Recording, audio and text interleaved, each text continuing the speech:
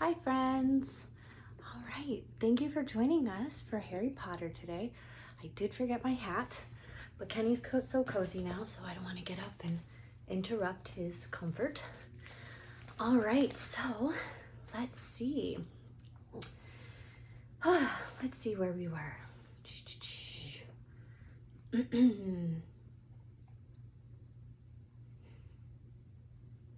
Okay, so oh my goodness, we just found out that Hagrid had told a stranger in the pub, the stranger who gave him the dinosaur egg, he told them how to get past Fluffy. So then Harry, Ron, and Hermione went looking for Professor Dumbledore, and they just found Professor McGonagall, and she told them that Professor Dumbledore was away.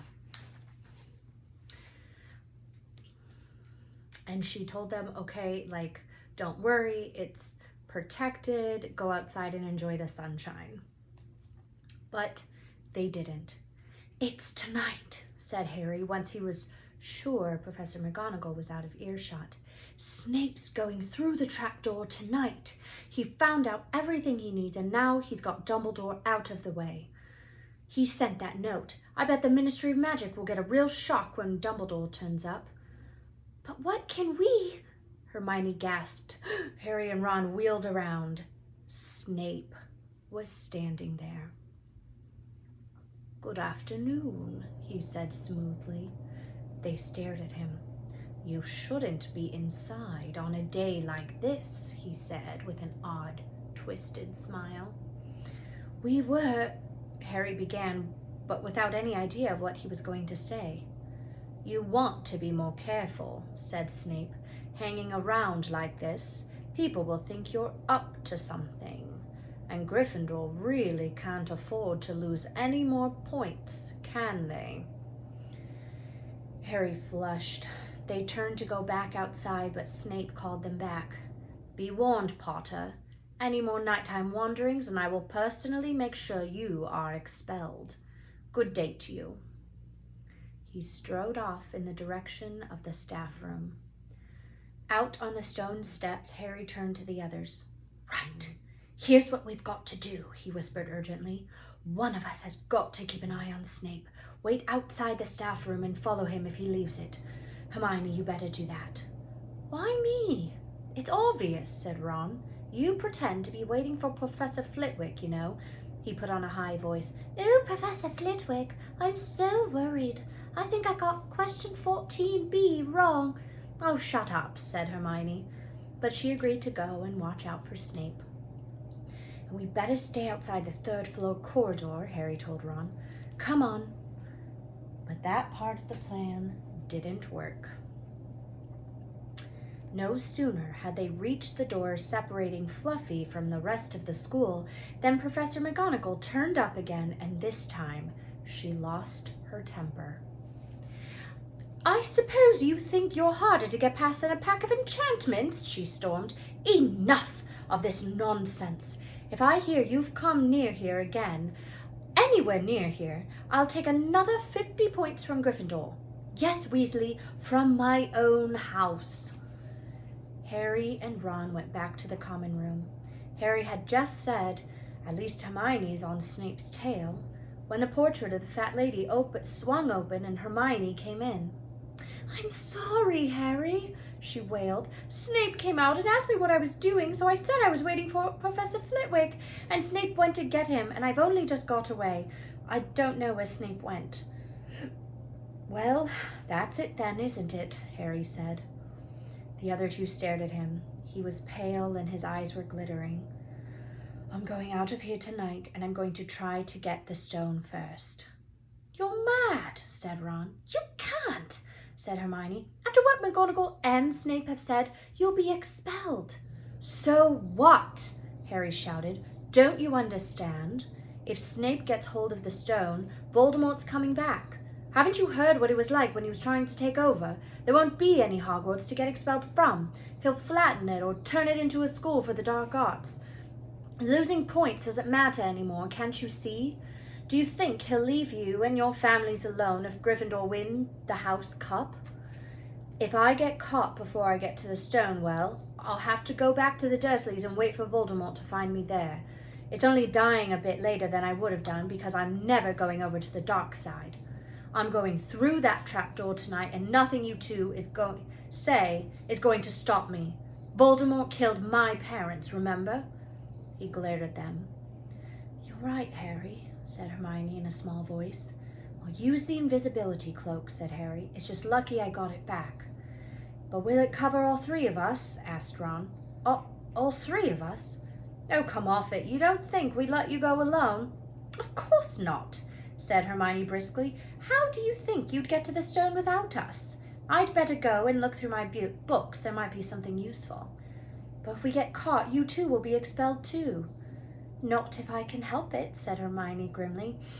Flitwick told me in secret that I got 112% on his exam. They're not throwing me out after that. Oh, Hermione. After dinner, the three of them sat nervously apart in the common room. Nobody bothered them. None of the Gryffindors had anything to say to Harry anymore, after all. This was the first night he hadn't been upset by it. Hermione was skimming through all her notes, hoping to come across one of the enchantments they were about to try and break. Harry and Ron didn't talk much. Both of them were thinking about what they were about to do. Slowly the room emptied as people drifted off to bed. Better get the cloak, Ron muttered as Lee Jordan finally left, stretching and yawning. Harry ran upstairs to their dark dormitory. He pulled out the cloak, and then his eyes fell on the flute Hagrid had given him for Christmas. He pocketed it to use on Fluffy. He didn't feel much like singing. He ran back down to the common room. We better put the cloak on here and make sure it covers all three of us. If Filch spots one of our feet wandering along on its own. What are you doing? Said a voice from the corner of the room.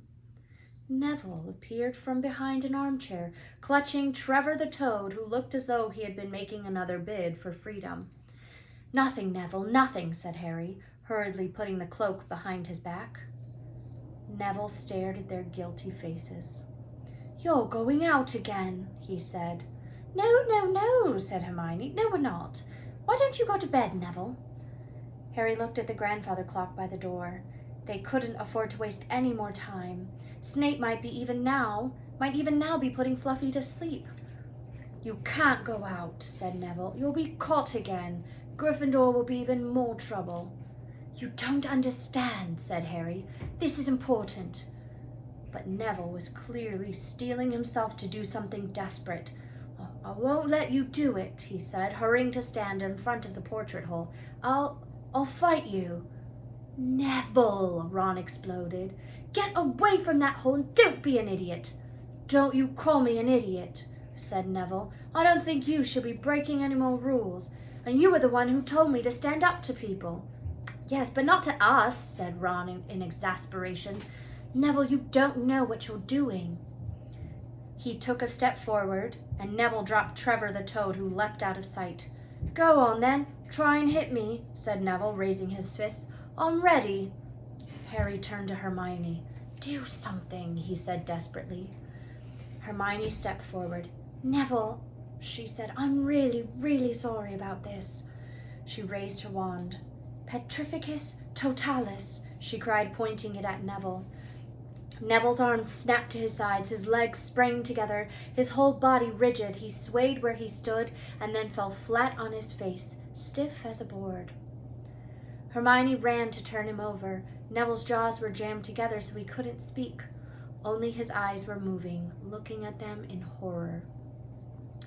What have you done to him? Harry whispered.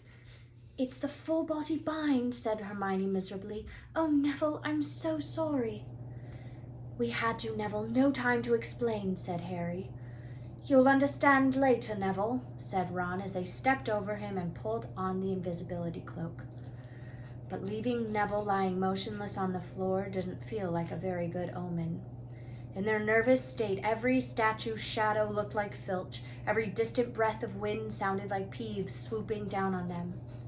At the foot of the first set of stairs, they spotted Mrs. Norris skulking near the top. Oh, let's kick her just this once, Ron whispered in Harry's ear, but Harry shook his head. As they climbed carefully around Mrs. Norris, she turned her lamp-like eyes on them but didn't do anything. They didn't meet anyone else until they reached the staircase up to the 3rd floor. Peeves was bobbing halfway up, loosening the carpet so that people would trip. "Who's there?" he said suddenly as they climbed towards him. He narrowed his wicked black eyes. "Know you're there, even if I can't see you.